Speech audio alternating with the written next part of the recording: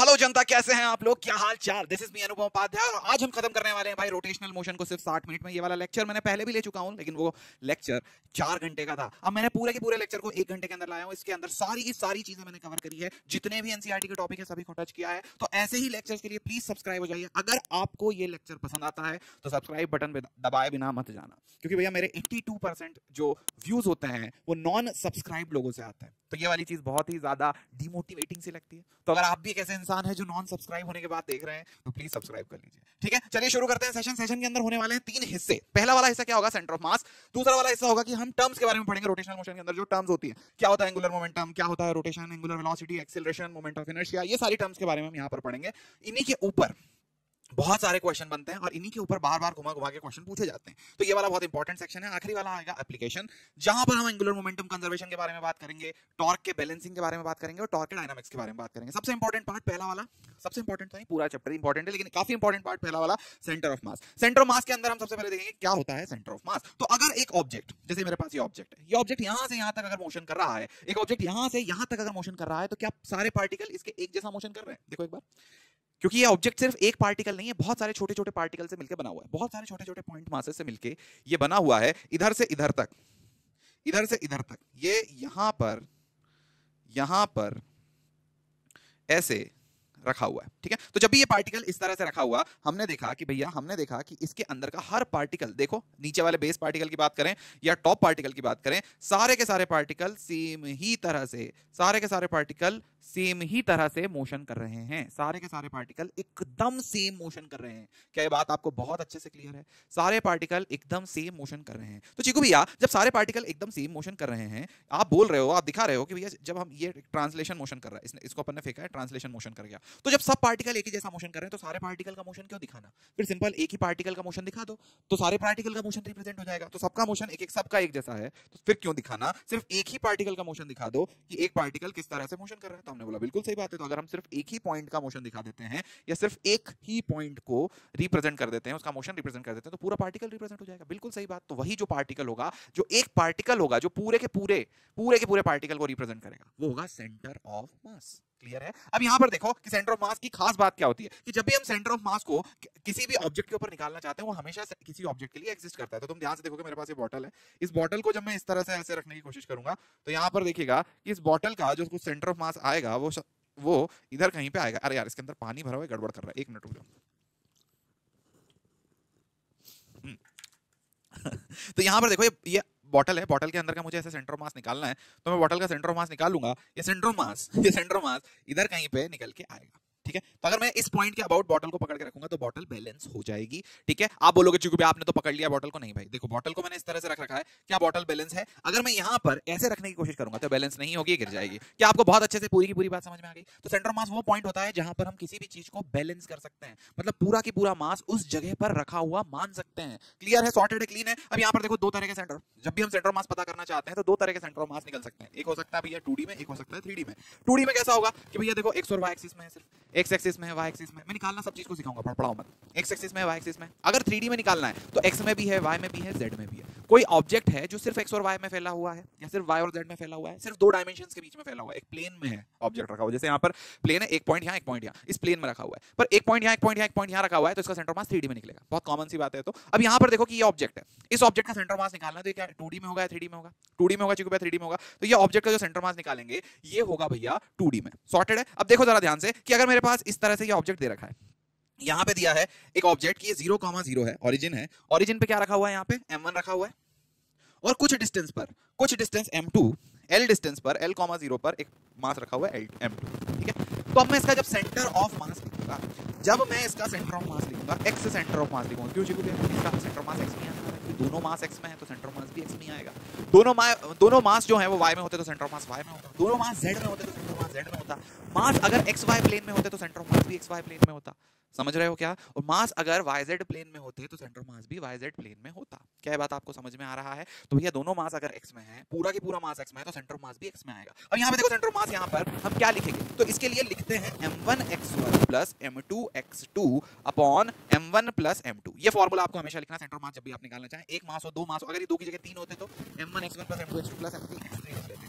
100 होते तो ये पूरा की पूरा 100 बार चला जाता, सारे मास 100 के 100 मास x में रखे होते हैं, 100 के 100 मास का x कोऑर्डिनेट लेकर के निकालते। क्या बात समझ में आई? चलो जल्दी से देखते हैं। m1 पहले वाले का मास कितना है? m1 है, m1 के साथ x कितना है? 0 है। दूसरे वाले का मास कितना है? m2 है, उसका x कितना है? l है। नीचे वाले का मास कितना है? m1 प्लस m2 है। तीसरे वाले को लिख दिया m2l upon m1 plus m2, ये हो गया x सेंटर ऑफ मास। ठीक है, तो x सेंटर मास, अब ये x सेंटर मास कहां से आया? यहां से। तो हमें पता चला कि इन दोनों मास को हटा करके, सेंटर मास का क्या मतलब हुआ कि इन दोनों मास को हटा करके हम एक मास रख देंगे। वो कितनी डिस्टेंस पे रखेंगे? वो इतनी डिस्टेंस पे रखेंगे, जो डिस्टेंस है, ये डिस्टेंस होगी x will be equals to m2l upon m1 plus m2। इतनी डिस्टेंस पर एक मास रखेंगे m1 प्लस m2 का।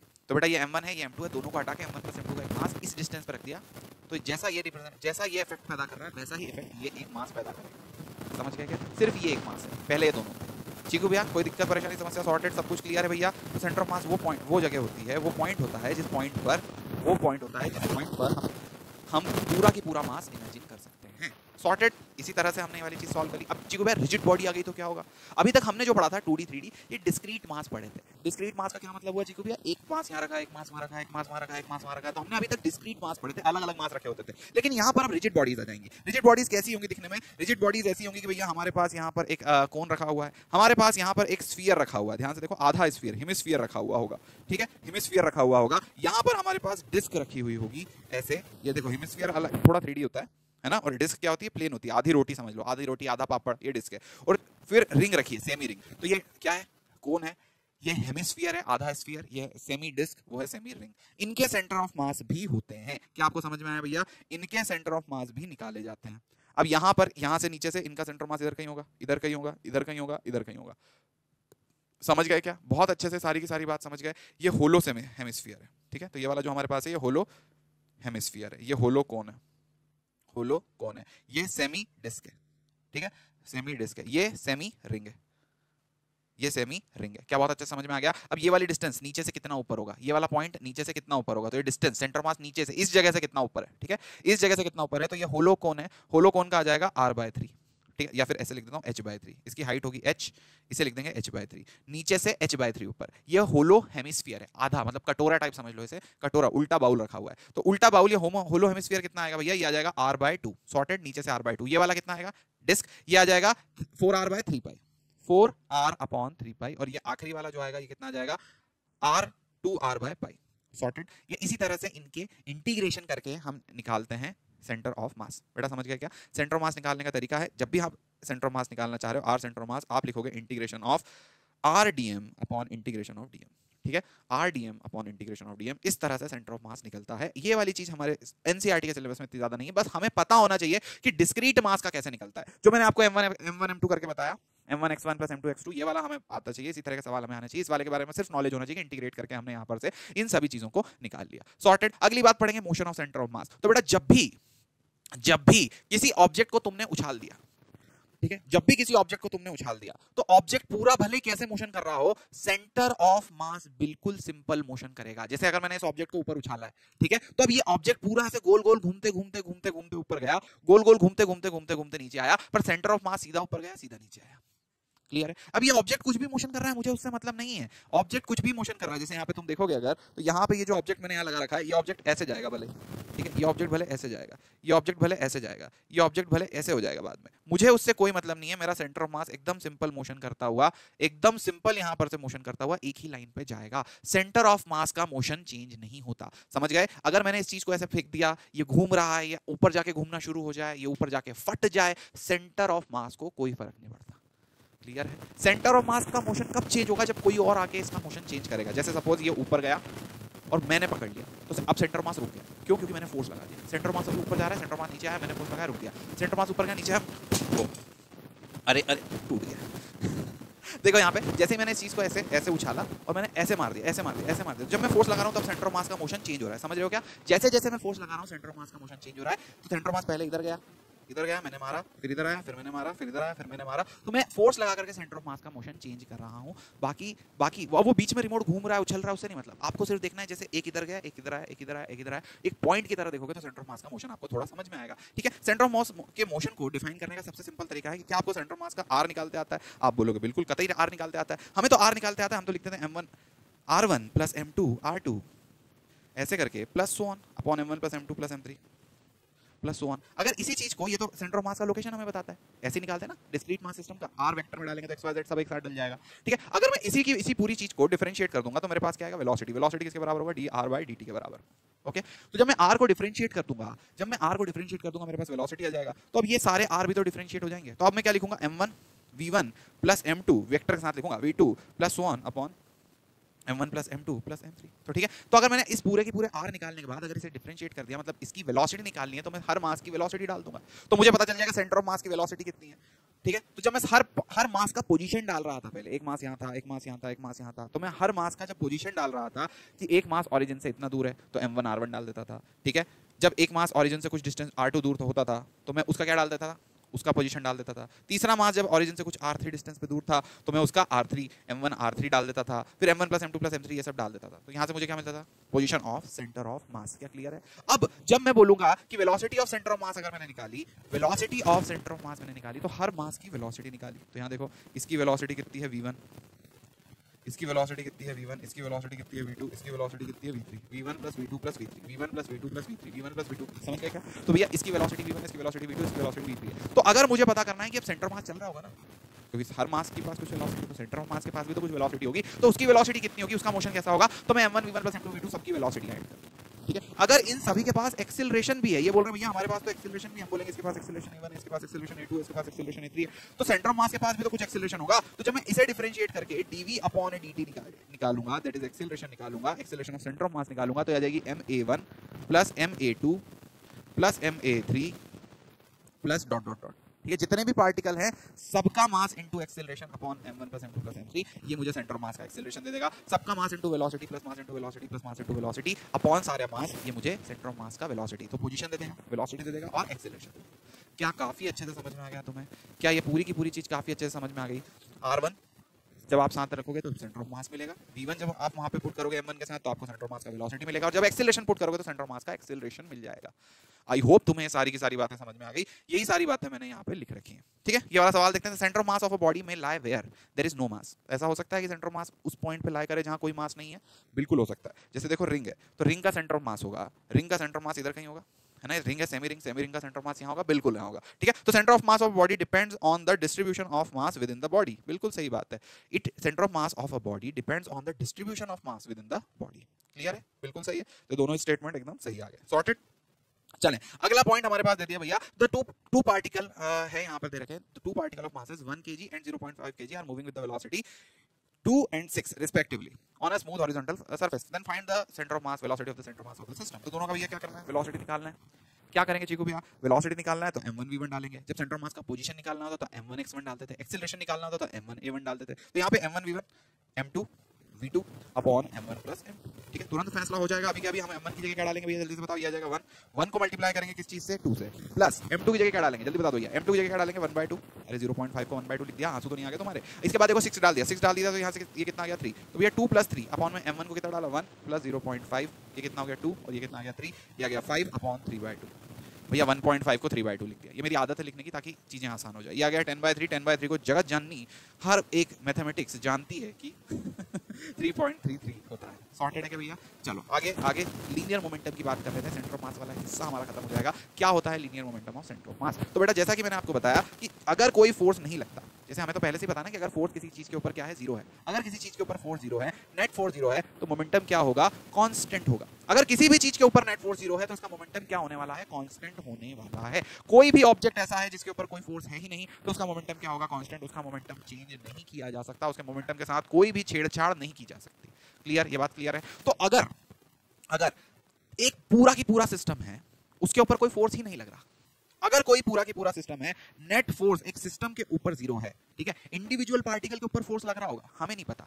जैसे एक सिस्टम के अंदर बहुत सारे पार्टिकल हैं, यहाँ पे देखो एक पार्टिकल इधर जा रहा है, एक पार्टिकल इधर जा रहा है, एक पार्टिकल इधर जा रहा है, एक पार्टिकल इधर जा रहा है, तो बहुत सारे पार्टिकल हैं। अब ये इंडिविजुअल पार्टिकल के ऊपर फोर्स लग रहा होगा, हमें उससे मतलब नहीं है। हमें ये मतलब है कि पूरे के पूरे जितने पार्टिकल को एक साथ देखेंगे तो इनके ऊपर नेट फोर्स क्या है, 0। तो अगर पूरा के पूरे सिस्टम के ऊपर नेट फोर्स 0 हो गया तो हम छाती ठोक के बोलेंगे कि भैया इस पूरे सिस्टम का मोमेंटम क्या रहेगा, कांस्टेंट।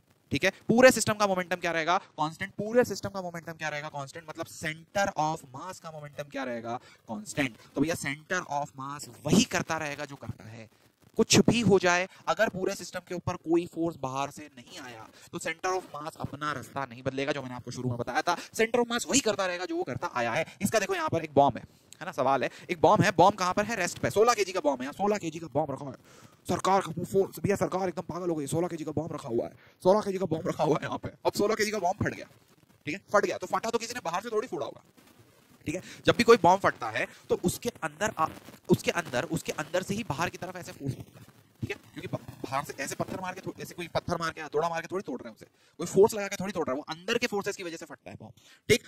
तो जब भी एक बॉम्ब यहाँ पर रखा हुआ है, उस बॉम्ब को फोड़ा गया, ठीक, तो बॉम्ब को फोड़ा गया, इसके दो टुकड़े हो गए, एक टुकड़ा बॉम्ब का हो गया भैया 12 केजी का, ठीक है, एक बॉम्ब का टुकड़ा हो गया 4 केजी का, ठीक है, तो एक बॉम्ब का टुकड़ा हो गया 4 केजी का, तो एक हो गया 12 केजी का, एक हो गया 4 केजी का, तो जो 12 केजी वाला टुकड़ा है वो जाने लगा 4 मीटर पर सेकंड स्पीड से इस तरफ। बॉम्ब का जो 4 केजी का टुकड़ा था वो बॉम्ब का जो 12 केजी का टुकड़ा था वो 4 की स्पीड से जाने लगा, यहाँ साफ साफ लिखा है 12 केजी का मास है, उसका 4 मीटर पर सेकंड की velocity. Then the velocity of other mass, तो ये अदर मास जो है इसकी वेलोसिटी कितनी होगी, जरा बताओ भैया, अदर मास की वेलोसिटी कितनी होगी? तो हम बोलेंगे momentum of centre of mass कितना है, शुरू में कितना है, क्योंकि इसके ऊपर बाहर से कोई फोर्स नहीं लगा, तो momentum of centre of mass क्या रहेगा, कांस्टेंट रहेगा। जो मोमेंटम शुरू में था वही मोमेंटम बाद में रहेगा, सेंटर ऑफ मास जो पहले कर रहा था वही अभी भी करता रहेगा, उसे कोई मतलब नहीं होगा कि बाहर क्या हुआ, तो बॉम्ब फटा इंटरनल फोर्सेस की वजह से फटा, बाहर से कोई ने फोर्स नहीं लगाया तो सेंटर ऑफ मास नहीं होगा, ये फटा। अब सेंटर ऑफ मास का इनिशियल मोमेंटम था 0, तो सेंटर ऑफ मास का फाइनल मोमेंटम भी रहेगा 0। जैसे सपोज में बॉम्ब हो, ठीक है, सपोज ये बॉम्ब है, इसके बीच में सपोज यहां पर सेंटर ऑफ मास है, ऐसे समझ लो, सपोज हमारे पास यहां पर इस तरह से बॉम्ब है और ये सेंटर ऑफ मास है, ठीक है, ध्यान से देखना, ये बॉम्ब है और बॉम्ब के बीच में ये सेंटर ऑफ मास है, ठीक है। अब बॉम्ब फटा, ठीक, सेंटर ऑफ मास अभी वहीं बॉम्ब के अंदर है, जैसे ही बॉम्ब फटा ये इसके टुकड़े उड़ के चले गए किधर उधर, पर क्या सेंटर ऑफ मास कहीं गया? नहीं, सेंटर ऑफ मास अभी भी वही है, क्योंकि भाई बाहर से फोर्स नहीं लगा, सेंटर ऑफ मास वहीं रहेगा।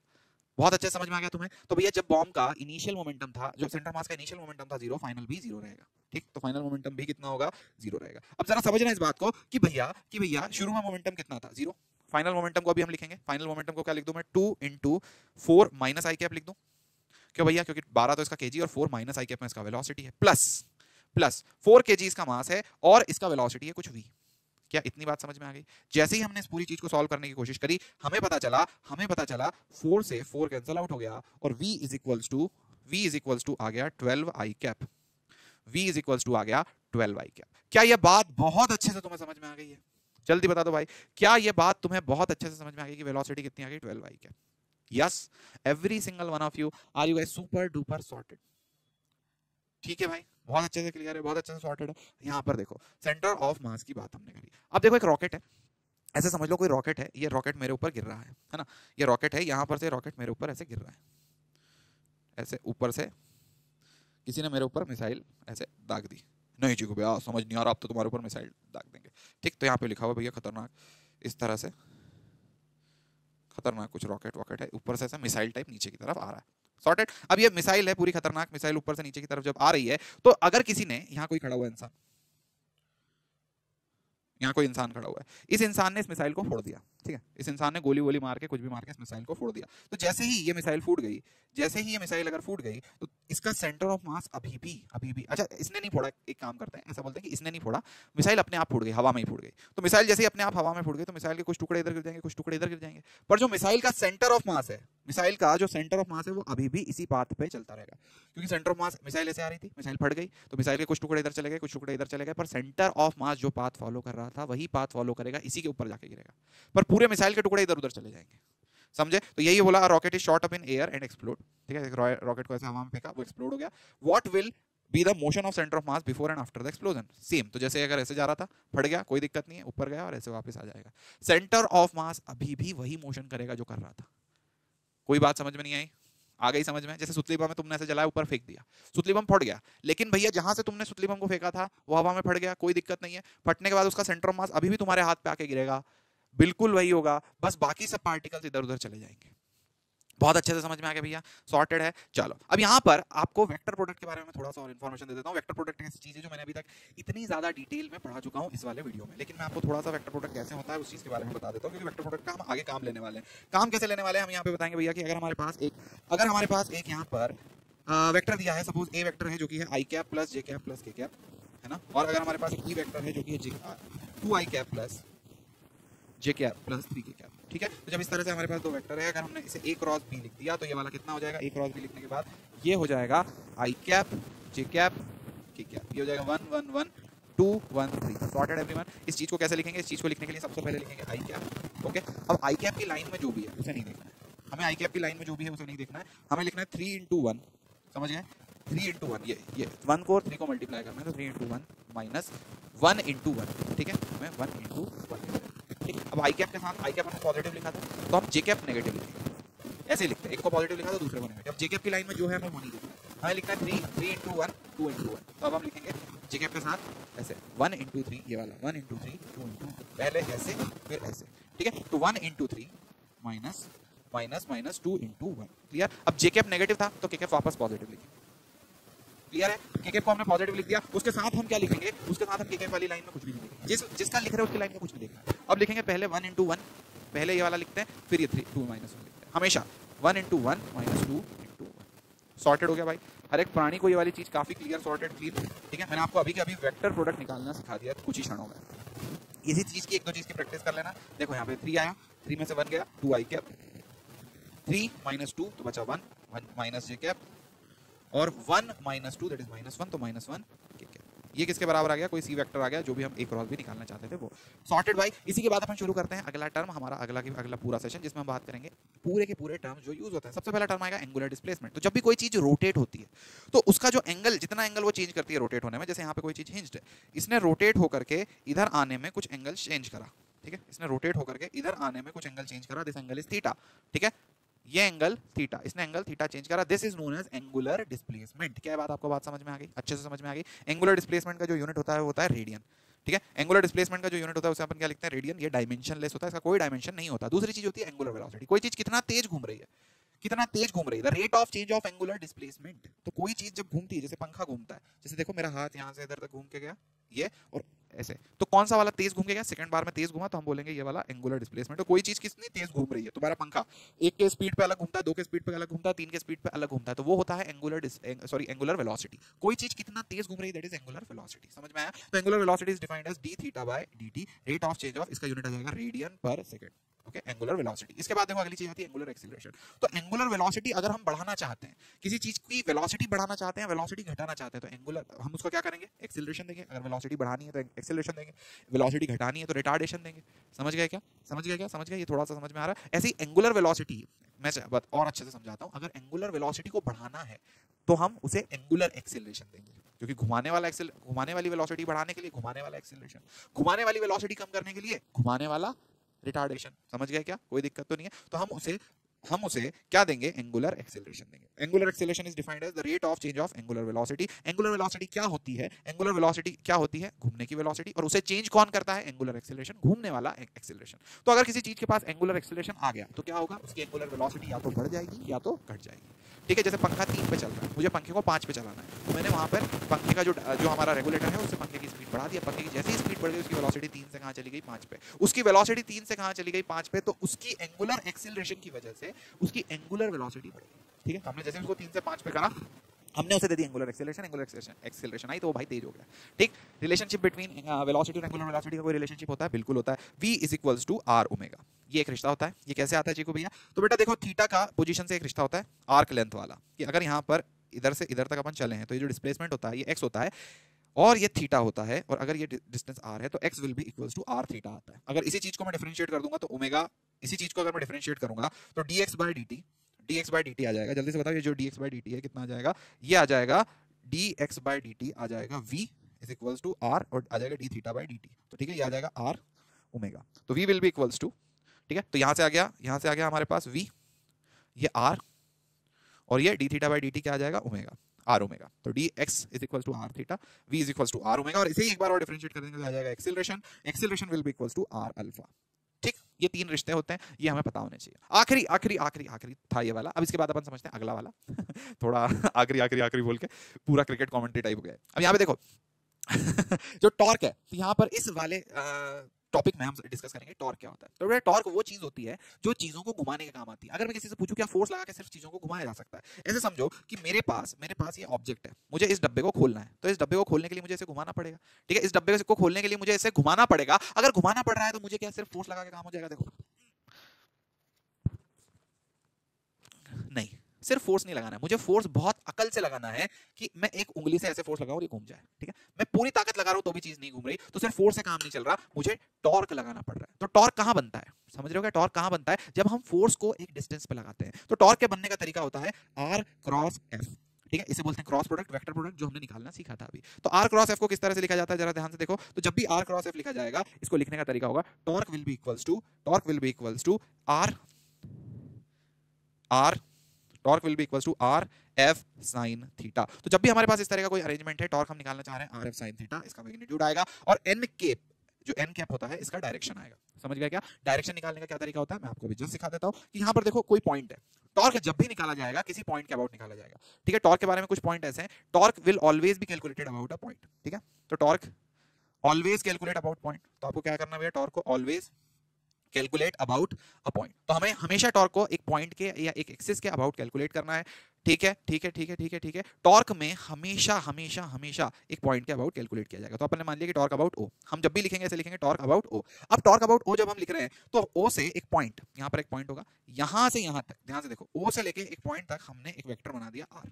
तो ये क्या होगा, ओ और एक पी पॉइंट तक। तो हमने यहां से ओ से लेके पी पॉइंट तक एक वेक्टर बनाया, वो है आर, ठीक है। पी पॉइंट कौन सा पॉइंट है? जिस पॉइंट पे फोर्स लग रहा है। तो हमें जिस पॉइंट के अबाउट टॉर्क निकालना है, उस पॉइंट से जिस पॉइंट पर फोर्स लग रहा है, जिस फोर्स का टॉर्क निकालना है, किसी पॉइंट के अबाउट निकालेंगे, किसी फोर्स का टॉर्क निकालेंगे, किसी पॉइंट के अबाउट निकालेंगे, किसी फोर्स का टॉर्क निकालेंगे। तो हम जिस पॉइंट के अबाउट निकालना है वो पॉइंट मान लिया, कोई भी पॉइंट ले सकते हैं, वो पॉइंट मान लिया। उस पॉइंट के अबाउट से हमने पी पॉइंट तक, जहां जिस पॉइंट पर फोर्स लग रहा है, वहां तक एक पोजीशन वेक्टर ड्रॉ करा। क्लियर? अब ये पोजीशन वेक्टर ड्रॉ करा, तो ये है आर और ये है एफ, इनके बीच का एंगल होगा। तो देखो एंगल कौन सा होगा, ये वाला एंगल थीटा होगा, है ना। इस एंगल को थीटा मत बोलना, ठीक, क्योंकि वेक्टर ऐसे जा रहा है ना, तो ये और ये ऐसे करके भाई थीटा एंगल बनेगा, ठीक है। ऐसे ऐसे इन दोनों के बीच का ये एंगल थीटा नहीं है, ये ऐसे है और ये ऐसे है, इन दोनों के बीच का जो एंगल है वो थीटा एंगल है। क्या बात आपको बहुत अच्छे समझ में आ गई भैया? काफी अच्छे समझ में आ गई। Torque will be equals to R cross F. Unit of torque क्या होगा? सीधी सीधी बात दिख रही है, unit of torque newton metre होगा। क्यों क्यों क्यों क्यों क्यों भैया? अरे यार, इसके अंदर आर है और एफ है, आर मीटर है, एन न्यूटन है, तो न्यूटन और मीटर में टॉर्क का यूनिट होगा। क्लियर? जब भी हम टॉर्क को एक एक्सिस के अबाउट रोटेशन की बात करते हैं, तो जैसे टॉर्क फोर्स है, किसी भी चीज को हमें घुमाना है, तो फोर्स हम कैसे लगाएंगे? किसी भी चीज को अगर एक एक्सिस के अबाउट घुमाना है, जैसे मैंने यहाँ पर अपने फोन को पकड़ लिया, है ना, फोन इस एक्सिस के अबाउट, मेरा अंगूठा, मेरे थम्स ने, ऐसे अंगूठे ने जिस तरह से फोन को पकड़ रखा है, दिस इज एन एक्सिस। अब अगर मैं यहाँ फोर्स लगाऊंगा तो ये चीज घूमेगी ना, तो घूम रही है, मतलब कौन घुमा रहा है? टॉर्क घुमा रहा है। तो देखो ये फोर्स लगाया और ये चीज घूमने लगी, फोर्स लगाया और ये चीज घूमने लगी, फोर्स लगाया और ये चीज घूमने लगी। ये कौन कर रहा है? ये सारी की सारी हरकतें कर रहा है टॉर्क, ठीक है। तो यहाँ पर इस कंडीशन में टॉर्क लगाने का सबसे अच्छा तरीका क्या होता है? तो बेटा टॉर्क का मैग्नीट्यूड निकालने का जो तरीका होता है, सबसे अच्छा तरीका होता है टॉर्क का मैग्नीट्यूड निकालने का, वो होता है आर परपेंडिकुलर इंटू एफ, या फिर एफ इंटू आर परपेंडिकुलर, ठीक है। आर परपेंडिकुलर इंटू एफ, या फिर आर इंटू एफ परपेंडिकुलर। तो आप आर निकाल लो और एफ परपेंडिकुलर निकाल लो, इससे आपको टॉर्क का मैग्नीट्यूड मिल जाएगा। या आर परपेंडिकुलर निकाल लो और एफ निकाल लो, इससे आपको टॉर्क का मैग्नीट्यूड मिल जाएगा। चिकू भैया सब क्या बात कर रहे हो, हमें समझ नहीं आ रहा, मैं बता रहा हूँ, कोई दिक्कत परेशानी समस्या नहीं है। यही सब बातें जो है लिखी हुई है, यही बातें मैं आपको बता रहा हूँ। ऐसे समझो कि एक चीज है इस तरह से हिंज्ड है ना, ऐसे समझो ये मेरा फोन है, फोन कोई मैं ले लेता हूँ एग्जांपल के लिए, फोन है यहाँ पर हिंज्ड है इस एक्सिस के अबाउट, ठीक, फोन है मेरा यहाँ इस एक्सिस के अबाउट ऐसे हिंज्ड है। अब मैं इस फोन के लिए टॉर्क निकालने की आपसे बात करूंगा, ठीक, इस फोन के लिए मैं टॉर्क निकालने की आपसे बात करूंगा।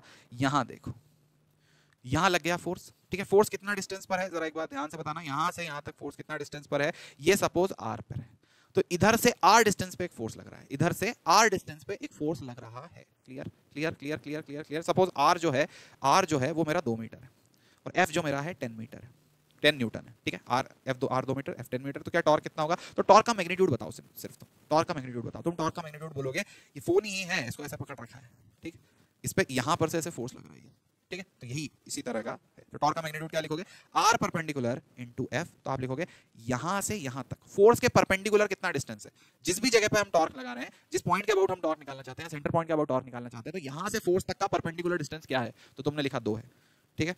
फोर्स तक का परपेंडिकुलर डिस्टेंस क्या है? 2 है। और ये जो फोर्स है ये कितना है? तो तुमने देखा फोर्स कितना है, 10 है, तो तुमने लिख दिया 20 न्यूटन मीटर। ये आ गया टॉर्क 20 न्यूटन मीटर, सॉर्टेड है।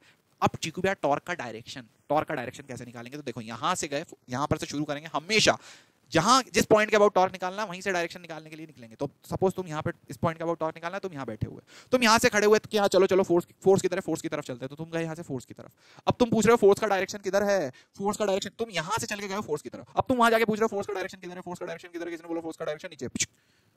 तो ये जो थंब तुम्हारा पॉइंट करेगा, किसी ने बोला फोर्स का डायरेक्शन नीचे, तुमने ऐसे करके पुश कर दिया, तो जिस तरफ तुम्हारा थंब पॉइंट करेगा अंदर की तरफ, तो वो अंदर की तरफ क्या होगा, टॉर्क का डायरेक्शन। अंदर को ऐसे डिनोट करते हैं, कील होती है ना, कील होती है, कील इस तरह से होती है भैया, स्क्रू जो होता है इस तरह से होता है, स्क्रू अंदर जाएगा तो ऐसे दिखेगा, ठीक है, स्क्रू बाहर आएगा तो कैसा दिखेगा, यही स्क्रू बाहर आएगा तो कैसे दिखेगा, स्क्रू बाहर आएगा तो ऐसे दिखेगा, स्क्रू अंदर जाएगा, समझ गया क्या, स्क्रू जब बाहर आएगा तो ऐसे दिखेगा और अंदर जाएगा तो ऐसे, ठीक है। तो स्क्रू अभी अंदर गया हुआ है, तो तुम यहाँ पे बोल दोगे भैया टॉर्क का डायरेक्शन अंदर है, अंदर मतलब ऐसे घूमेगा, कोई चीज अंदर जा रही है मतलब ऐसे घूमेगी, तुम खुद देख लो, ठीक। तुमने निकाला कि यार R cross F, R cross F, R cross F, thumb अंदर आ रहा है, तो तुमने देखा कि जब भी ऐसे होगा फोर्स ऊपर से नीचे की तरफ लगेगा, देखो तुम खुद देखोगे कि फोर्स ऊपर से नीचे की तरफ लगेगा, है ना, फोर्स ऊपर से नीचे की तरफ लगा ऐसे, तो ये ऐसे घूमा, समझ गए क्या, ऐसे घूमा, ऐसे घूमा, क्लियर, समझ रहे हो कैसे घूम रहा है, ऐसे घूम रहा है, क्लियर, ऐसे घूम रहा है मतलब थंब अंदर, सॉर्टेड हो गया।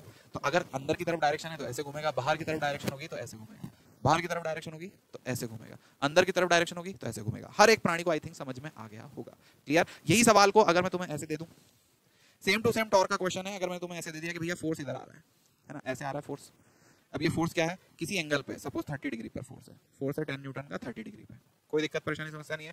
ये यहाँ पर हिंज लगी हुई है, अब हिंज में इधर से इधर तक की जो डिस्टेंस है 3 मीटर है। तुमसे बोला, तुमसे सीधा सीधा बोल दिया भैया टॉर्क पता करो, तुमने बोला अब आर परपेंडिकुलर पता करना है, ठीक ठीक ठीक, या फिर आर इंटू एफ परपेंडिकुलर पता कर लो, तो तुम फोर्स के दो कंपोनेंट ले लोगे, तुमने फोर्स के दो कंपोनेंट ले लिए, ये आ गया F cos F sine theta, F cos theta, ठीक है। तो ये इस तरफ जो जाएगा, ये वाला इस तरफ जाएगा, एंगल को जो दबाएगा वो कॉस होगा, एंगल को ऐसे दबाने लगेगा, ये वाला कंपोनेंट एंगल को दबाता हुआ जाएगा, तो एंगल चिल्लाएगा कौन है कौन है कौन है, तो ये कॉस थीटा होगा, ठीक है। तो ये एंगल को दबाता हुआ जाएगा, इस तरफ आ जाएगा 10 cos theta, 10 cos 30 degree, clear, 10 cos 30 degree, इधर आएगा 10 sin 30 डिग्री, बड़ा समझ गया क्या, 10 cos 30 डिग्री कितना आ गया, जल्दी से बता दो, 10 cos 30 डिग्री कितना आ जाएगा, 10√3/2 मतलब 5√3। क्या आपको बहुत अच्छे से एक बात समझ में आ गई कि हमारे पास यहाँ पर 5√3, हमारे पास यहाँ पर 5√3 के बराबर, 5√3 के बराबर क्या आ गया है, ये एक हमारे पास क्या हो गया, ये फोर्स आ गया, फोर्स का कंपोनेंट आ गया, क्लियर है। तो हमारे पास इस तरफ फोर्स का कंपोनेंट आ गया 5√3 के बराबर, यहाँ से यहाँ तक की जो डिस्टेंस है वो कितनी है, 3 मीटर है। तो हम जब भी निकालेंगे हम r इंटू एफ परपेंडिकुलर निकालेंगे, तो r हम डालेंगे यहाँ पे 3 मीटर, क्योंकि यहाँ से यहाँ तक का r 3 मीटर है। अब ये वाला जो r के परपेंडिकुलर जो फोर्स है वो कितना आ रहा है हमारा 5√3, तो हम यहाँ पे डाल देंगे मल्टीप्लाइड विद 5√3, तो कितना आ जाएगा 15√3, सॉर्टेड। तो मैंने क्या करा, मेरे पास 10 न्यूटन का फोर्स दे रखा था 30 और 60 पे, 30 एंगल पे, तो मैंने फोर्स के दो कंपोनेंट कर लिए, ये वाला और परपेंडिकुलर जो कंपोनेंट था डिस्टेंस के उससे मल्टीप्लाई कर दिया, क्लियर, टॉर्क निकालते आ गया। अब यहाँ देखो हमारे पास इस तरह से फोर्स है, अब हमसे पूछ लिया find the torque of the weight about the axis passing through point P, तो P पॉइंट के अबाउट टॉर्क है, टॉर्क हमेशा किसी ना किसी पॉइंट के अबाउट निकाला जाएगा, तो यहाँ पर P पॉइंट के अबाउट टॉर्क पूछ लिया, इस पॉइंट के अबाउट टॉर्क पूछ लिया, ठीक। तो हमें बहुत अच्छे से पता है कि यहाँ पर इस फोर्स के दो कंपोनेंट होते हैं, ठीक है। mg सीधा नहीं मानेंगे, कुछ लोग क्या करेंगे mg ऐसे मान लेंगे, ठीक है, कुछ लोग mg को ऐसे मान लेंगे, तो हमें ऐसे नहीं मानना है mg को, हमें mg को कैसे मानना है, इस तरह से मानना है, यह आ जाएगा mg sin थीटा। क्या बात बहुत अच्छे से आ गई, हमने mg को उस तरफ मान लिया, वो क्या गया mg sin थीटा, इस तरफ क्या आएगा, इस तरफ क्या आएगा mg cos थीटा, और इस तरफ एक और आएगा वो आएगा नॉर्मल, तो ऊपर नॉर्मल है, नीचे mg sin cos थीटा और mg sin थीटा। हमें कौन सा फोर्स चाहिए होता है, हमें हमेशा हर दम जो फोर्स चाहिए होता है वो चाहिए होता है भैया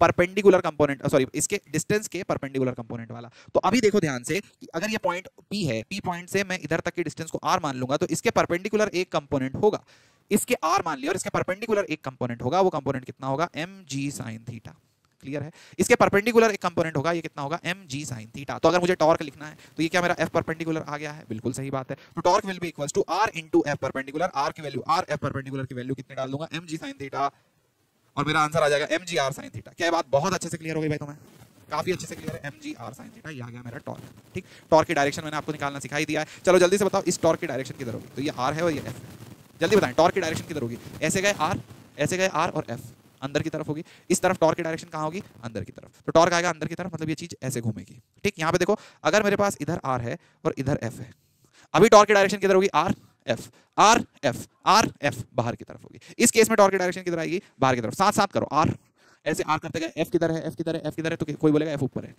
तो तुम बोलोगे बाहर की तरफ आ रहा है। करके देख लो बेटा, टॉर्क की डायरेक्शन निकालते आ गई तुम्हें। इसी तरह से टॉर्क की डायरेक्शन हमेशा निकाली जाएगी। अब हमारे पास torque is given about the force of origin. तो यहाँ पे देखो क्या दिया हुआ है, फोर्स दिया हुआ है और पोजीशन भी दी हुई है। तो हमें आर दिया है, आर कितना दिया है, आई कैप माइनस जे कैप प्लस के कैप, कोई दिक्कत नहीं। एफ हमें दिया है कितना, 7 आई कैप प्लस 3 जे कैप माइनस 5 के कैप। ओके भाई, ये वाली चीज आपको बहुत अच्छे से समझ में आ गई। जब भी हम इस तरह की चीजों को निकालने की कोशिश करेंगे, हम क्या पता करना चाहेंगे, हम आई जे के में 1 माइनस 1 और 1 लिखेंगे, यहाँ 7 3 और माइनस 5 लिखेंगे। इसी चीज से हमें क्या पता चल जाएगा, इसका टॉर्क पता चल जाएगा। अब टॉर्क निकालने के लिए इसी चीज से हमें क्या पता चल जाएगा, टॉर्क पता चल जाएगा। टॉर्क निकालने के लिए हम वही वाला हमारा सिंपल सा फॉर्मूला यूज करेंगे। इस लाइन में कुछ नहीं देखेंगे, यहाँ लिखेंगे -1 इंटू -5, ठीक है। तो यहाँ लिख देंगे -1 मल्टीप्लाइड विथ -5, सॉर्टेड है, क्लियर है। यहाँ पर देखेंगे, जल्दी बताओ, अच्छा -1 इंटू -5, इसमें से माइनस करेंगे 3 इंटू 1, ठीक है। तो पहले इन दोनों को मल्टीप्लाई करा, फिर इन दोनों को मल्टीप्लाई करके माइनस करा, ठीक है। तो यहाँ 3 इंटू -1 करा, फिर लिखा, पहले प्लस था तो अब माइनस जे, पहले आई को प्लस लिखा था तो अब जे को माइनस लिखेंगे। जे वाली लाइन में कुछ भी नहीं देखेंगे, तो जे वाली लाइन में हम कुछ भी नहीं देख रहे हैं, हम कुछ भी नहीं देख रहे हैं जे वाली लाइन में। हम जे वाली लाइन में सिर्फ बोल रहे हैं कि भैया 1 को 5 से मल्टीप्लाई कर दो, तो अब लिखेंगे 1 इंटू -5, क्लियर। इसको ब्रैकेट में लिखो ताकि माइनस की गलती ना हो, -7 इंटू 1 कर देंगे। तो यहाँ पे दिख दिया भैया 7 इंटू 1। अब ये जे माइनस में था तो के किस में आएगा, प्लस में आएगा, तो हम लिख देंगे प्लस के क्या। इसके बाद हम क्या लिखेंगे, हम लिखेंगे 3 इंटू 1 7 इंटू -1, ठीक है। तो अब हम लिखेंगे 3 इंटू 1 -7 इंटू -1, ठीक। जब हम पूरा की पूरा सॉल्व कर लेंगे, आई जे के में हमें एक आंसर मिल जाएगा। यहाँ पर हर एक प्राणी को बहुत अच्छे से सारी की सारी बात क्लियर हो गई होगी। तो टॉर्क क्या करता है भाई, किसी भी चीजों को घुमाने के काम आता है, क्लियर है, हर एक प्राणी को बहुत अच्छे से क्लियर है। पर जैसे force is equals to mass होता है, क्या आपको याद है, जैसे force is equals to mass into acceleration होता है, ऐसे टॉर्क और एंगुलर एक्सीलरेशन का भी तो कोई रिश्ता होना चाहिए। तो जैसे torque is equals to force into mass, force is equals to mass into acceleration होता है, ऐसे torque is equals to angular acceleration का भी तो कोई रिश्ता होना चाहिए। क्योंकि जब हम किसी चीज को टॉर्क देते हैं, जैसे हम किसी चीज को फोर्स लगा रहे हैं तो उसके पास एक्सीलरेशन आ जाएगी। ऐसे ही अगर कोई ऑब्जेक्ट है, इसको मैंने टॉर्क लगा दिया, ऐसे फोर्स लगाया तो ये चीज घूमने लगी, तो इसके पास क्या आएगी, एंगुलर एक्सीलरेशन आएगी। तो जब भी मैं किसी चीज को घुमा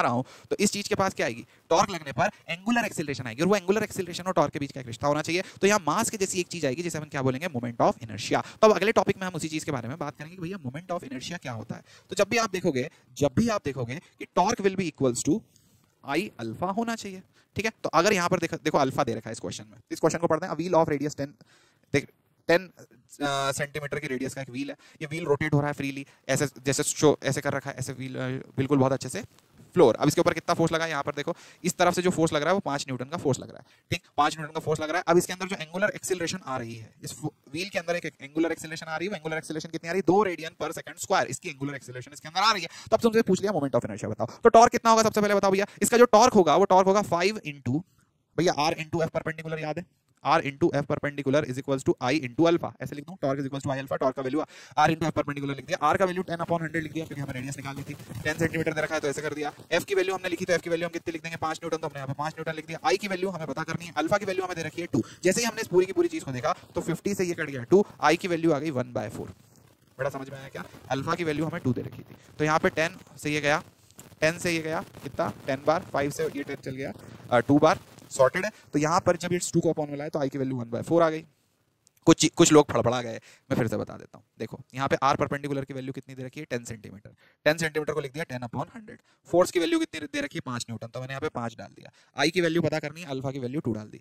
5 इंटू 10 कितना हो गया, 50/100, कोई दिक्कत नहीं, 50/100 को अपन 1/2 लिख सकते हैं। तो 1/2 is equals to I into 2, तो भैया आई इज इक्वल्स टू 1/4, ये आ गया 0.25। सॉर्टेड है हर एक प्राणी को। चलिए भैया अब बात करते हैं थोड़ी सी मोमेंट ऑफ इनर्शिया के बारे में कि क्या होता है मोमेंट ऑफ इनर्शिया, कौन होता है मोमेंट ऑफ इनर्शिया। तो जब भी अपन किसी ऑब्जेक्ट को रोटेट करने की कोशिश करते हैं, जैसे समझो ये मेरे पास एक पेन है, इसे मैं रोटेट करने की कोशिश कर रहा हूँ, ठीक है। तो यहाँ पर रोटेट करना आसान है, सेम पेन है, इसका सेम मास है, सेम लेंथ है, ठीक है। तो यहाँ पे इमेजिन करो कि ये मेरे पास एक ऑब्जेक्ट है, ठीक है। तो ये ऑब्जेक्ट को जब मैं रोटेट करने की कोशिश करूंगा इधर, ठीक है, मैं इसे घुमाने की कोशिश कर रहा हूं, मेरी उंगलियां भी सेम है, सेम टॉर्क लगा रही हैं, ठीक है। तो जब मैं इसे ऐसे घुमाने की कोशिश करूंगा इस पॉइंट के अबाउट, और जब मैं इसी चीज को ऐसे घुमाने की कोशिश करूंगा इस पॉइंट के अबाउट, ठीक है। तो जब मैं इसे ऐसे रोटेट करना चाह रहा हूं और जब मैं इसे ऐसे रोटेट करना चाह रहा हूं, जब मैं इसे ऐसे रोटेट करना चाह रहा हूं और जब मैं इसे ऐसे रोटेट करना चाह रहा हूं, ठीक है। तो कौन सा टफ है, तुम खुद करके देखो। ऐसे में मुझे आसान लग रहा है, ऐसे में मुझे टफ लग रहा है। मेरी उंगलियां सेम है, पेन सेम है, बस मैंने क्या चेंज करा, एक्सिस चेंज करा, यहां से यहां की जगह गया। इस पूरी की पूरी रॉड का मास सेम, लेंथ सेम, इसका मास m, लेंथ L, ठीक है। तो सेम पेन को जब मैं यहाँ रोटेट कर रहा हूँ मुझे दिक्कत कम है, और जब मैं यहाँ रोटेट कर रहा हूँ उतने अच्छे से रोटेट ये नहीं हो पा रहा मेरे से। पर यहाँ तो भाई मैं मस्त ऐसे यहाँ उंगली में इधर फंसा के ऐसे रोटेट कर पा रहा हूँ। तो यहाँ आसान है, यहाँ टफ है। ये क्या है? क्योंकि एक ही मास का दो अलग अलग जगह पर दो अलग अलग एक्सिस के अबाउट मोमेंट ऑफ इनर्शिया अलग अलग आ रहा है। समझ में आया? तो मोमेंट ऑफ इनर्शिया क्या होता है? मोमेंट ऑफ इनर्शिया रेजिस्टेंस होता है कि जब भी मैं किसी चीज को घुमाना चाहता हूं, जैसे समझो कि मेरे पास एक ऑब्जेक्ट है, अगर ये ऑब्जेक्ट 1 kg का है और मैंने इसके ऊपर 10 न्यूटन का फोर्स लगाया तो मैं इसे 10 की एक्सीलरेशन से एक्सीलरेट कर पाऊंगा। एक ऑब्जेक्ट है 1 kg का है, इसके ऊपर मैंने 10 न्यूटन का फोर्स लगाया तो मैं इसे 10 की एक्सीलरेशन से एक्सीलरेट कर पाऊंगा। पर यहीं पे मेरे पास एक ऑब्जेक्ट है जो 100 kg का है और मैं इसके ऊपर 10 न्यूटन का फोर्स लगाऊंगा तो ये जो एक्सीलरेशन मुझे देगा वो 10/100 दैट इज 0.1, तो ये बहुत धीरे मूव होगा, ठीक है। तो जब ये क्या मास क्या शो करता है? जितना ज्यादा मास उतना ज्यादा वो एक्सीलरेशन लेने में रेजिस्टेंस शो होगा, मतलब उसे उतनी ज्यादा एक्सीलरेशन से एक्सीलरेट करने में, मतलब उस फोर्स 10 न्यूटन का फोर्स लगाने पे अगर मास कम है तो मैं ज्यादा एक्सीलरेशन से एक्सीलरेट कर पाऊंगा, मतलब बहुत आसानी से इसे बहुत तेज चला दूंगा।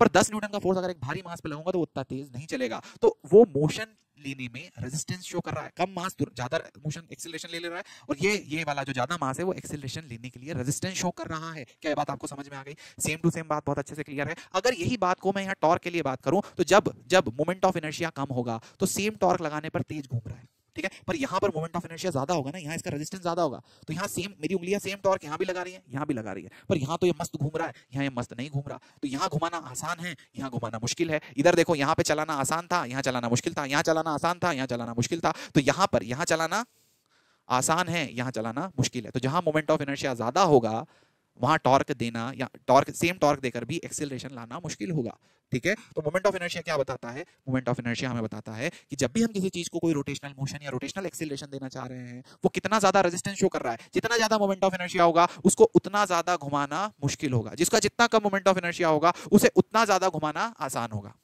छोटा मास चलाना आसान, बड़ा मास चलाना मुश्किल। छोटा मोमेंट ऑफ इनर्शिया चलाना आसान, बड़ा मोमेंट ऑफ इनर्शिया चलाना मुश्किल। सॉर्टेड हो गया भैया। तो मोमेंट ऑफ इनर्शिया ये बताता है। अब अलग अलग ऑब्जेक्ट के मोमेंट ऑफ इनर्शिया हमें यहाँ पे याद करने होता है, ठीक है। जब भी किसी चीज का एक्सिस ऑफ रोटेशन हो रहा है तो इसके अलग अलग मोमेंट ऑफ इनर्शिया होते हैं। मोमेंट ऑफ इनर्शिया बेटा मास के लिए बहुत सारी जगह पर यूज किया जाता है, मैं आपको और भी एग्जांपल देकर के आगे बताऊंगा, ठीक है। तो एक सिंगल पार्टिकल है हमारे पास, तो उसका मोमेंट ऑफ इनर्शिया कैसे निकालेंगे? एक सिंगल पार्टिकल है, ऐसे किसी डिस्टेंस r डिस्टेंस पर एक m मास का सिंगल पार्टिकल रखा हुआ है, इसका एक सिर्फ पॉइंट मास r डिस्टेंस पर रखा है। ये तो डिस्टेंस दिखाई है मैंने, r डिस्टेंस पर एक पॉइंट मास रखा हुआ है। इसका मोमेंट ऑफ इनर्शिया कितना होगा? इसका मोमेंट ऑफ इनर्शिया कितना होगा? ये एक्सिस है, हम चाह रहे हैं कि हमने बहुत ही एकदम पतली रस्सी से एक भारी मास वहां बांध रखा और उसको हम ऐसे घुमाएं एक्सिस पे, तो उसका मोमेंट ऑफ इनर्शिया कितना होगा? उसका मोमेंट ऑफ इनर्शिया होगा mr²। बड़ा समझ गया क्या? बहुत अच्छे से समझ गए वाली चीज, mr² इसका मोमेंट ऑफ इनर्शिया होगा। Clear? Everyone is super duper sorted. अगर यहीं पे अलग अलग सिस्टम ऑफ पार्टिकल हो गए, बहुत सारे सिस्टम ऑफ पार्टिकल हो गए, ठीक है, यहाँ पर ऐसे सिस्टम, ये वाला सिस्टम, बहुत सारा सिस्टम, एक और पार्टिकल है, एक और पार्टिकल है, बहुत सारे पार्टिकल है, तो हम क्या करेंगे?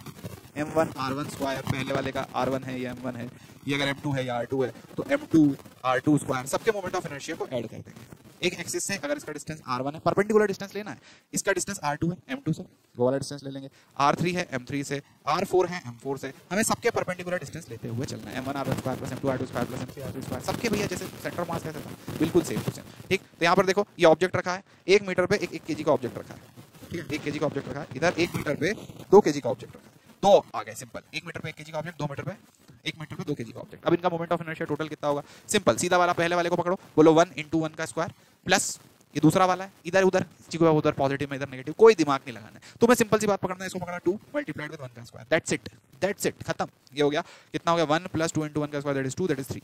मोमेंट ऑफ इनर्शिया का कितना आ गया? टोटल 3। क्या ये बात बहुत अच्छे से क्लियर हो गई?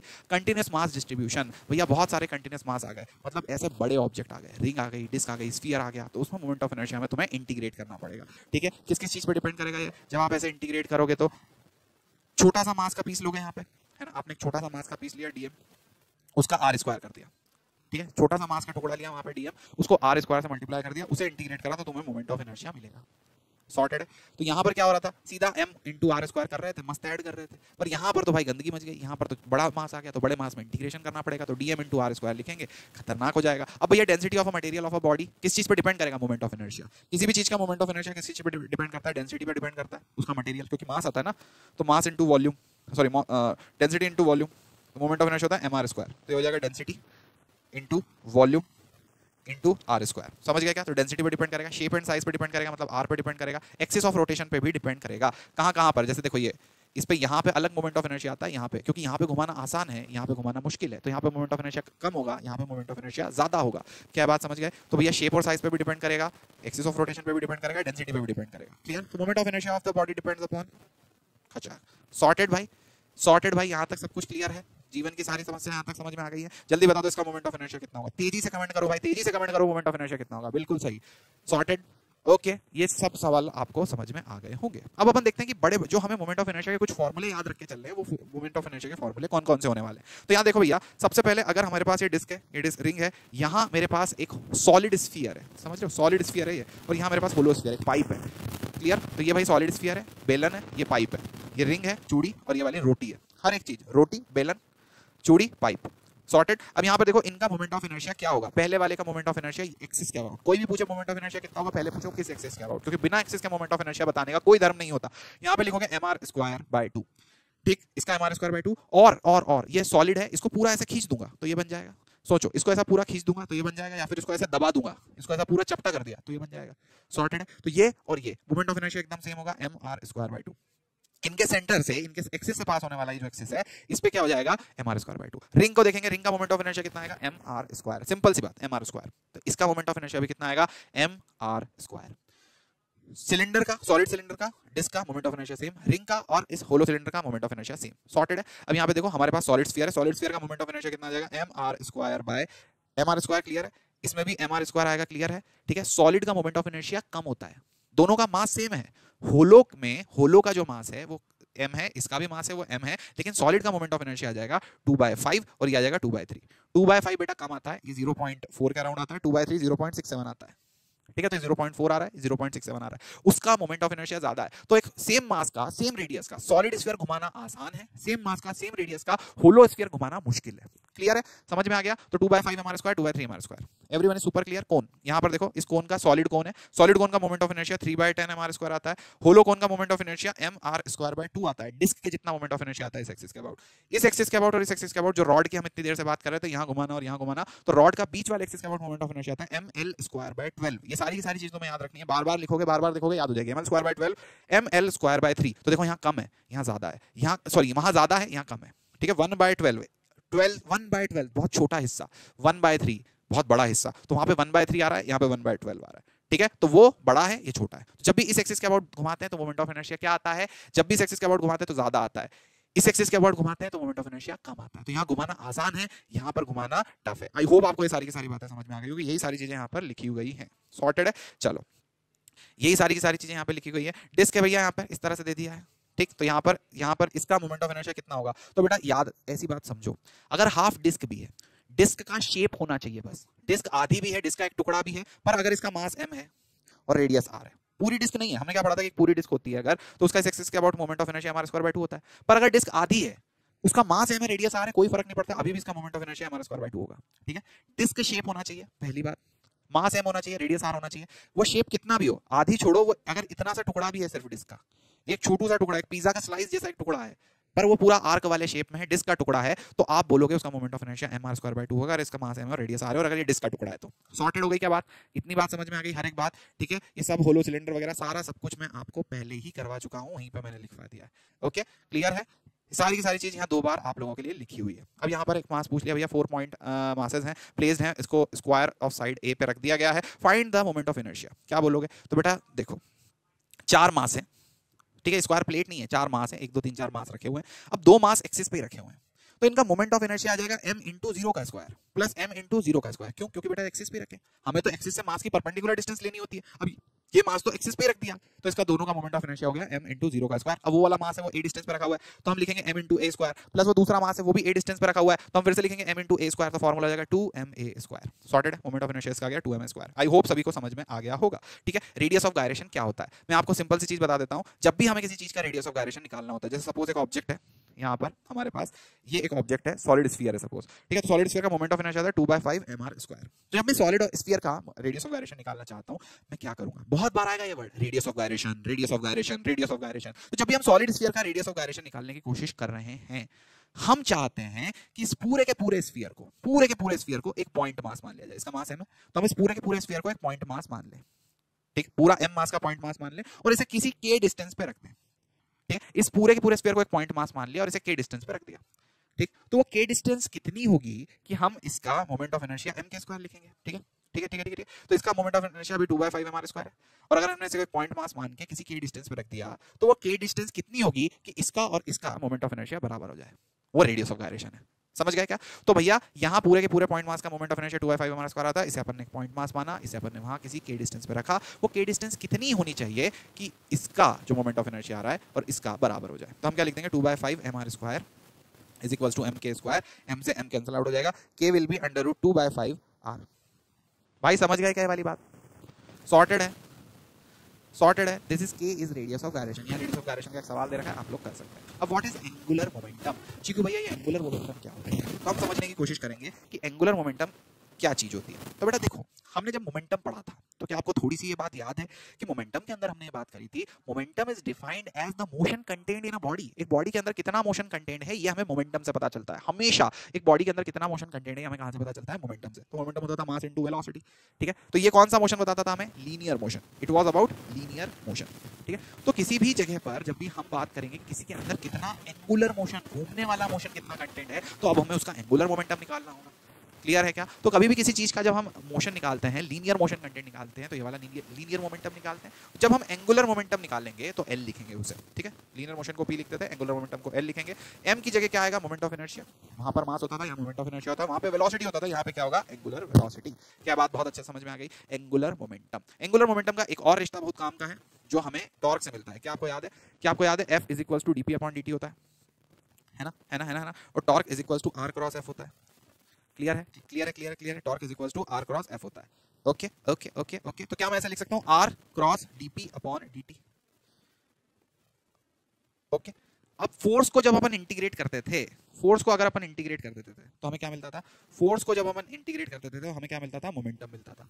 फोर्स को डिफरेंशिएट फोर्स को जब हम मोमेंटम को डिफरेंशिएट करते थे तो फोर्स मिलता था, तो फोर्स को इंटीग्रेट करेंगे तो क्या मिलेगा? मोमेंटम मिलेगा। क्या ये बात आपको थोड़ी थोड़ी समझ में आ गई है? नहीं आई तो मैं फिर से समझाने की कोशिश करता हूं। न्यूटन सेकंड लॉ में हमने क्या सीखा था? हमने न्यूटन के सेकंड लॉ में सीखा था कि rate of change of momentum is force. Okay, तो हमने सीखा था rate of change of momentum is force. ठीक है, तो हम यहां पर भी बोल सकते हैं ना, rate of change of angular momentum, rate of change of angular momentum will be torque. तो लीनियर मोमेंटम को कौन चेंज कर सकता था? फोर्स चेंज कर सकता था। ठीक है, तो एंगुलर मोमेंटम को कौन चेंज करेगा? टॉर्क। ये बात क्लियर है, क्लियर है, क्लियर है, क्लियर है, क्लियर है, क्लियर है।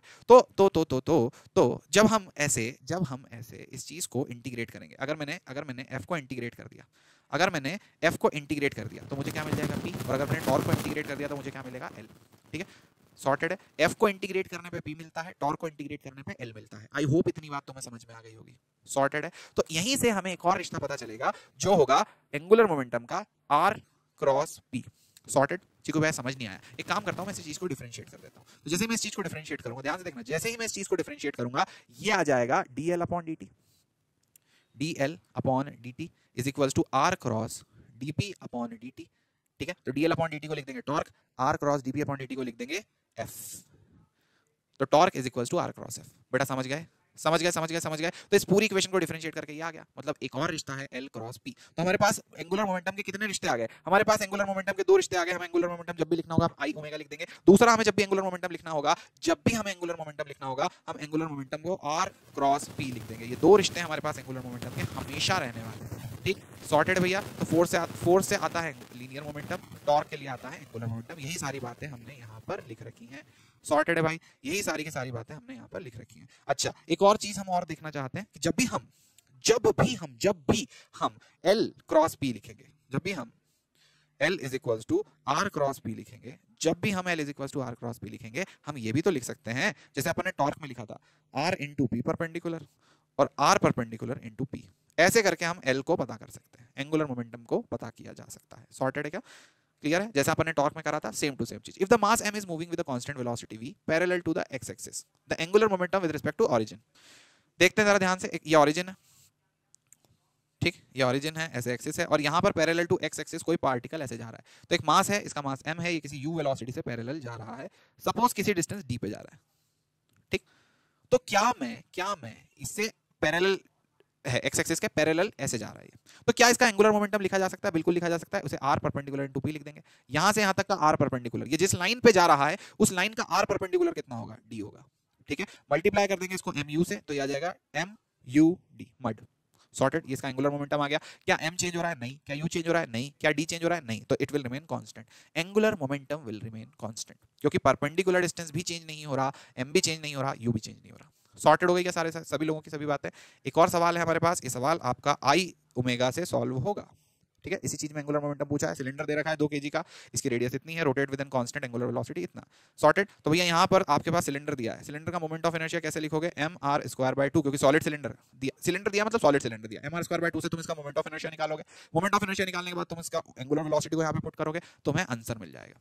सॉर्टेड भैया, हर एक चीज यहाँ पर clean clear sorted. Angular momentum की आई होप आपको सभी बातें समझ में आ गई होंगी। अब जब भी टॉर्क 0 होता है, याद है तुम्हें कि जब भी फोर्स 0 होता था तो क्या होता था? जब भी फोर्स 0 होता था तो हम क्या बोलते थे कि भैया हमारा मोमेंटम क्या रहेगा? कंजर्व रहेगा। अब जब भी टॉर्क 0 होगा भाई, अब जब भी टॉर्क 0 होगा तो हम बोलेंगे एंगुलर मोमेंटम क्या रहेगा? कंजर्व रहेगा। मतलब जब तक कोई और, मतलब कोई भी चीज स्पेस में घूम रही है या कहीं भी कोई चीज को घुमा दिया तो वो चीज तभी रुकेगी जब तक उसके ऊपर कोई एक्सटर्नल टॉर्क आ जाए, अन्यथा वो उसका एंगुलर मोमेंटम कंजर्व रखेगी, वो कभी भी घूमना बंद नहीं करेगी।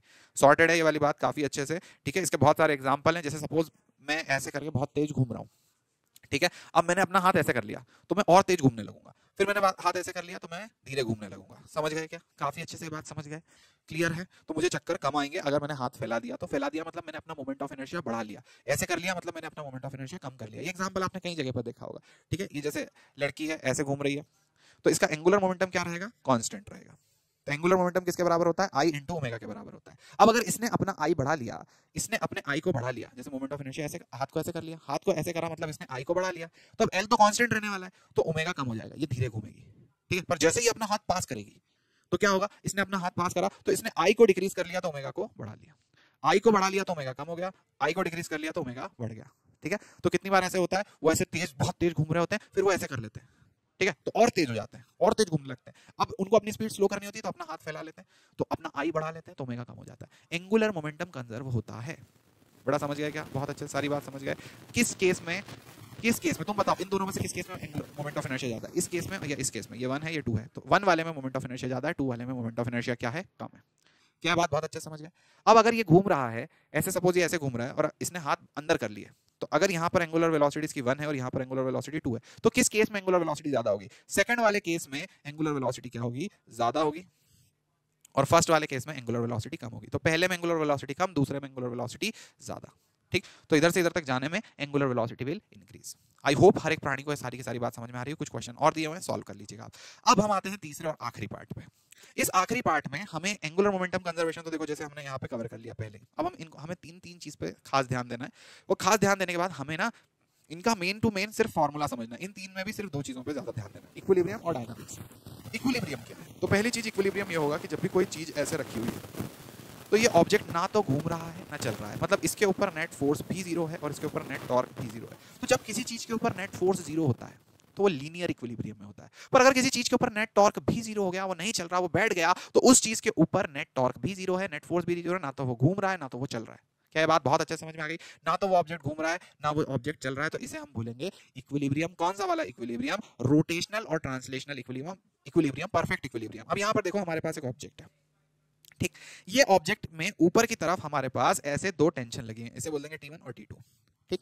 इसके ऊपर नीचे की तरफ mg लगा हुआ है, तो क्या ये इक्विलिब्रियम में? हम बोलेंगे बिल्कुल इक्विलिब्रियम में। कौन सा इक्विलिब्रियम है? रोटेशनल इक्विलिब्रियम भी है, ट्रांसलेशनल इक्विलिब्रियम भी है। तो इसको सॉल्व करने के लिए पहले स्टेप में क्या बनाएंगे? एफबीडी। सेकंड स्टेप में हम क्या बनाएंगे? इसी क्वेश्चन की सेकंड स्टेप में हम क्या बनाएंगे? सेकंड स्टेप में बनाएंगे T1, सेकंड स्टेप में हम लिखेंगे एफबीडी बना लिया। अब हम इसका सेकंड जो स्टेप होगा उसमें हम लिखेंगे summation of force is equal to 0। बेटा समझ गए? तो ट्रांसलेशनल की इक्वेशन 0 कर रहे हैं। सेकंड स्टेप में ट्रांसलेशनल की जो इक्वेशन है, मतलब जो फोर्स की इक्वेशन है, उसको 0 कर रहे हैं, ठीक है। थर्ड स्टेप में टॉर्क की इक्वेशन को 0 करेंगे। क्यों? क्योंकि इक्विलिब्रियम में, इक्विलिब्रियम में है तो फोर्स भी 0 होगा, टॉर्क भी 0 होगा। बेटा ये बंधा हुआ है ना, इक्विलिब्रियम में है, हाँ है। क्या फोर्स भी 0 होगा? हाँ। क्या टॉर्क भी 0 होगा? हाँ। मतलब ना तो ये चल रहा है ना तो ये घूम रहा है, हमें दिख रहा है। तो हमने सबसे पहले एफबीडी बनाया, हमने देखा 2 फोर्स, एक T1 T2 ऊपर लग रहे हैं, नीचे की तरफ mg लग रहा है, बीच में लग रहा होगा mg, तो ये डिस्टेंस L/2 होगी, इधर से इधर तक L/2 होगी, ठीक है। तो summation of force is equal to 0 लिख दिया। तो हम लिखेंगे T1 + T2 minus mg is equal to 0। तो हमें यहाँ पर से एक इक्वेशन पता चल गई, that is T1 + T2 is equal to mg। Clear? Third equation हम यहाँ पे लिखेंगे, थर्ड वाला जो स्टेप है उसमें हम यहाँ लिखेंगे summation of torque is equal to 0। पर टॉर्क तो हमेशा एक पॉइंट के अबाउट लिखते हैं, तो भैया टॉर्क को हम कहाँ लिख रहे हैं? सपोज मैंने यहाँ एक पॉइंट मान लिया A, तो मैं लिखूंगा torque about A, torque about A. हमेशा टॉर्क कहाँ लिखते हैं, किसी पॉइंट के अबाउट लिखते हैं। तो अब मैं लिखूंगा torque about A. Torque about A में पहला वाला जो फोर्स है उस T1 का टॉर्क तो आ गया 0। क्यों? क्योंकि भैया T1 हम लिखते हैं फोर्स इनटू परपेंडिकुलर डिस्टेंस या R परपेंडिकुलर इनटू F। तो इस T1 के लिए R परपेंडिकुलर ही 0 आ गया। टॉर्क के लिए हम लिखते हैं R परपेंडिकुलर इनटू F। तो भैया यहां से R परपेंडिकुलर लेना होता है, अब T1 इसी के ऊपर लग रहा है तो T1 के लिए R परपेंडिकुलर ही क्या हो गया 0। तो हम 0 इंटू T1 लिखेंगे। इस फोर्स के लिए हम 0 इंटू T1 लिखेंगे। यहां से यहां तक mg तक जाना है तो प्लस, अब हम लिखेंगे, ध्यान से देखना, इधर से इधर तक mg तक जाना है तो हम लिखेंगे R परपेंडिकुलर। mg तक की T1 की तो डिस्टेंस 0 ही हो गई थी क्योंकि T1 ही लग रहा था, पर यहां से mg तक की डिस्टेंस कितनी होगी L/2 मल्टीप्लाइड विद mg। क्या बात क्लियर है? यहां से यहां तक की डिस्टेंस हो गई L/2 मल्टीप्लाइड विद mg। ठीक, तो ये हो गया R cross F। R cross F अंदर की तरफ, तो टॉर्क किधर आ गया अंदर की तरफ। हमने बोल दिया टॉर्क अंदर की तरफ आ रहा है। दूसरा वाला T2 लग रहा था, हमने यहां से गए, 3 फोर्स है ना तो 3 टॉर्क आएंगे। पहले वाले का तो 0 आ गया, दूसरे वाले का भी निकाल दिया, तीसरे वाले का निकालेंगे, जितने फोर्स उतने टॉर्क। अब यहाँ पे देखो 0 से ये A से हम वहां तक गए, A से हम वहां तक गए, हमने देखा R क्रॉस F। A से हम वहां तक गए, R क्रॉस F बाहर की तरफ आ गया। Clear clear clear clear clear. तो ये आ गया L मल्टीप्लाइड बाय, यहां से गए L multiplied by T2, L multiplied by T2। तो हम यहाँ सीधे हाथ से जा रहे हैं, L मल्टीप्लाइड बाय T2 बाहर की तरफ आ रहा है, इसे हमने लिख दिया बाहर की तरफ। सॉर्टेड है, क्लियर है, क्लीन है। अब यहाँ पर देखो इस पूरे के पूरे टॉर्क का सम क्या आएगा 0। तो हम लिखेंगे L/2 mg अंदर की तरफ प्लस L T2 बाहर की तरफ, इसका सम आ गया 0। कोई दिक्कत परेशानी समस्या नहीं, एक अंदर है एक बाहर है, एक अंदर है एक बाहर है, किसी को भी नेगेटिव लिख दो। तो हमने यहाँ पर लिख दिया एक अंदर था एक बाहर था, पूरे के पूरे क्वेश्चन में हमने किसी एक को नेगेटिव लिख दिया क्योंकि एक अंदर एक बाहर है, दोनों अपोजिट डायरेक्शन में, किसी को भी नेगेटिव लिख दो। तो मैं पहले वाले को mgL/2 plus LT2 is equal to 0, L से L कैंसिल आउट हो गया, सॉर्टेड, क्योंकि सामने 0 था। तो हमारे पास T2 की वैल्यू आ गई mg/2। अब T2 की वैल्यू अगर mg/2 है, T2 की वैल्यू अगर mg/2 है तो T1 की वैल्यू भी कितनी आ जाएगी mg/2। क्या बात बहुत अच्छे समझ में आ गई? T2 की वैल्यू mg/2, T1 की वैल्यू भी कितनी आ गई mg/2। Are you guys understanding this? क्या ये बात बहुत अच्छे से तुम्हें क्लियर है? ठीक, तो पहले हमने फोर्स की इक्वेशन निकाली, फिर हमने टॉर्क की इक्वेशन निकाली। टॉर्क की इक्वेशन निकाली तो हमें एक रिश्ता पता चल गया T2 का, उसको पहली इक्वेशन में डाला, हमें पहली इक्वेशन दोनों T1 और T2 पता चल गया। सॉर्टेड। इसी तरह के क्वेश्चन है यहाँ पर, इसी तरह की सारी चीजें हैं। अब बात करते हैं काइनेमेटिक्स ऑफ रोटेशन की। तो काइनेमेटिक्स ऑफ रोटेशन के अंदर क्या होता है बेटा? काइनेमेटिक्स ऑफ रोटेशन में ना बहुत ज्यादा खतरनाक चीजें नहीं आती है आपको, सिर्फ बेटा ω1, ध्यान से देखिएगा इस चीज को, omega initial is equals to, या फिर omega final is equals to omega initial plus alpha delta T. ठीक है, तो ये वाला फॉर्मूला आपने कहीं सुना होगा, v is equals to u plus at। ठीक है, तो भैया final velocity, initial velocity, a की जगह अल्फा और t आ गया। अगर यही सेम पहली फर्स्ट इक्वेशन ऑफ मोशन है, सेकंड इक्वेशन में theta is equals to ut plus half at square. ठीक है, तो यहाँ पे omega initial t plus half alpha t square, तो ये क्या है? s is equals to ut plus half a t square. Same to same चीज है ना बेटा। तो यहाँ थीटा निकालना होगा तो इनिशियल ओमेगा पता कर लो, एंगुलर एक्सेलरेशन पता कर लो, तो यहाँ एक्सेलरेशन की जगह एक्सेलरेशन डाल दो, इनिशियल वेलोसिटी की जगह इनिशियल एंगुलर वेलोसिटी डाल दो, u की जगह सॉरी s की जगह तुम्हें थीटा पता चल जाएगा। फाइनल इक्वेशन कौन सी होगी? Third equation of motion. जो थर्ड इक्वेशन ऑफ मोशन होगी, वो थर्ड इक्वेशन ऑफ मोशन में हमारे पास क्या आएगा? ओमेगा फाइनल का स्क्वायर माइनस ओमेगा इनिशियल का square is equals to 2 theta alpha. ठीक है, यही वाली चीज थी। ये वाली चीज को अपन v square minus u square is equals to 2as। बड़ा समझ गया क्या? इसी तरह से लिखते हैं तीनों इक्वेशन ऑफ मोशन में, जहां जहां आपको बिल्कुल जैसा स्ट्रेट लाइन मोशन होता था वैसा ही ये काइनेमेटिक्स होगा। ठीक है, अल्फा वाला, थीटा वाला, ओमेगा वाला, ये चीज तुम्हें पता होनी चाहिए। एकदम सिंपल सिंपल से सवाल यहाँ पे दिए हुए हैं, ये सवाल एक बार ट्राई कर लेना, एनसीईआरटी का सॉल्व्ड एग्जांपल है। ठीक, आखिरी चीज पूरे के पूरे चैप्टर की, जिसका नाम होता है डायनामिक्स ऑफ रोटेशन मोशन। अब डायनामिक्स ऑफ रोटेशन मोशन में हमें क्या करना है? अभी तक हमने जो पहले पढ़ा था वो इक्विलिब्रियम था। अब हम बात करेंगे, काइनेमेटिक्स की बात नहीं कर रहे, अब हम डायनामिक्स की बात कर रहे हैं। तो डायनामिक्स ऑफ रोटेशन मोशन में हम बात कर रहे हैं कि I इज इक्वल्स टू, या फिर ऐसे देखें, torque is equals to I alpha. ठीक है, torque will be equals to I alpha होता है, और force will be equals to, net force will be equals to mass into acceleration होता है। तो अब जब डायनामिक्स होंगे, जब भी हमारे पास डायनामिक्स होंगे, तो हम जब फोर्स को, नेट फोर्स को, पहले नेट टॉर्क को 0 रख रहे थे, अब नेट फोर्स को 0 रख रहे थे, पहले नेट टॉर्क और नेट फोर्स दोनों 0 रख रहे थे, लेकिन अब torque is equals to I alpha लिखेंगे और force is equals to mass into acceleration लिखेंगे। ये पूरी की पूरी चीज हम बार बार बार बार बार बार यहाँ पर लिखते रहेंगे। समझ में आया तुम्हें बेटा? तो जब भी हमें डायनामिक्स लिखना होगा तो डायनामिक्स ऑफ रोटेशन मोशन इसी तरह से होगा। तो देखो यहाँ पर एक फ्लाईव्हील है, वही फ्लाईव्हील इस तरह से फ्लाईव्हील है, इसका मास है 25 kg। ठीक है, इसका रेडियस हमें दे रखा है, इस पूरे के पूरे फ्लाईव्हील का जो रेडियस है वो हमें दे रखा है कितना?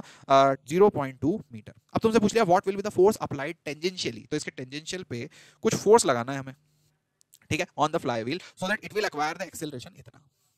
तो भैया हमें अब डायनामिक्स देखना है, तो अब हम क्या लिखेंगे? Torque will be equals to, ध्यान से देखिएगा, torque will be equals to I alpha.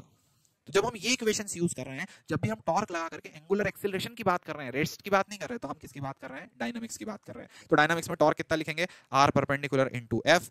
अब फ्लाई व्हील है बेटा, फ्लाई व्हील है, फ्लाई व्हील का मोमेंट ऑफ इनर्शिया कितना लिखेंगे? M R square. समझ गए क्या? फ्लाई व्हील का मोमेंट ऑफ इनर्शिया कितना लिखेंगे? एम आर स्क्वायर बेटा, क्योंकि ये व्हील है, रिंग है, ठीक है। तो फ्लाई व्हील का moment of inertia M R square लिख देंगे। और अल्फा कितना लिखना है? अल्फा हम यहाँ पे लिखेंगे 2, क्योंकि भैया एंगुलर एक्सेलरेशन कितनी दे रखी है? 2 दे रखी है। अब यहाँ पर आर कितना लिखेंगे? 0.2, ठीक है। तो हमें एफ पता करना है, एफ हमें पता करना है, आर हमें पता नहीं, तो हमने आर की वैल्यू लिख दी, आर की वैल्यू लिख दी 0.2। एफ जो है वो हमें पता नहीं है, तो हम एफ की वैल्यू एफ लिख देंगे। एम की वैल्यू हम लिख देंगे 25। आर की वैल्यू अगेन हम लिखेंगे भैया, आर की वैल्यू हम लिखेंगे 0.2 का स्क्वायर, क्योंकि क्वेश्चन में दे रखा है आर की वैल्यू, क्वेश्चन में दे रखी है 0.2, ठीक है। आर की वैल्यू क्वेश्चन में दे रखी है 0.2, तो हमने यहाँ पर भी जो आर की वैल्यू रखी है 0.2 रखी, आर स्क्वायर के लिए अंदर भी जो आर की वैल्यू रखी है 0.2 रखी, इसके बाद हमने 2 रख दिया। अब हम जैसे ही इस 0.2 से इसे काट देते हैं, f is equals to 25 into 0.2 multiplied by 2, ठीक है। तो 25 इंटू 2 या फिर 0.2 इंटू 2 को लिख देंगे 0.4 आ जाएगा, तो 25 इंटू 0.4, ठीक। तो ये पूरी की पूरी चीज आ जाएगी 10, ये पूरी की पूरी चीज आ जाएगी 10 के बराबर। सॉर्टेड है, क्लियर है। अच्छा, यहाँ पर इन्होंने फ्लाई व्हील का जो मास है, इन्होंने जो फ्लाई व्हील माना है इसे इन्होंने डिस्क की तरह माना है, ठीक है। तो इस क्वेश्चन में मुझे लगता है डायग्राम देने की जरूरत थी, तो इन्होंने फ्लाई व्हील जो माना है इस क्वेश्चन में वो डिस्क माना है, तो एम आर स्क्वायर बाय 2 आएगा, ये M R square by 2, M R square by 2, M R square by 2, ये बाय 2, तो ये 5 आ जाएगा, ठीक है। तो इन्होंने जो फ्लाई व्हील माना है वो क्या माना है? डिस्क मानी है। सॉर्टेड, क्लियर है। यहाँ पे आप देखिएगा इन्होंने फ्लाई व्हील को क्या माना है? डिस्क की तरह माना है, एम आर स्क्वायर बाय 2 माना है, ठीक। तो फ्लाई व्हील को इन्होंने सॉलिड ऐसे मान लिया, क्लियर, सॉर्टेड है। तो डिस्क माना तो एम आर स्क्वायर बाय 2 लिखना होता है। अब देखिए यही लीनियर मोशन और एंगुलर मोशन का एक पूरा की पूरा रिश्ता आपको भव्य तरह से बताया गया है कि कहां कहां पर किस किस तरह से लीनियर मोशन और रोटेशनल मोशन एक जैसे होते हैं। सॉर्टेड। तो ये पूरा की पूरा रोटेशनल मोशन हमारे यहाँ पर कंप्लीट हो गया, ठीक है। So that's it, this is me Chiku Vyas signing off, bye bye, good night, tata, और चैनल को सब्सक्राइब जरूर कर लेना।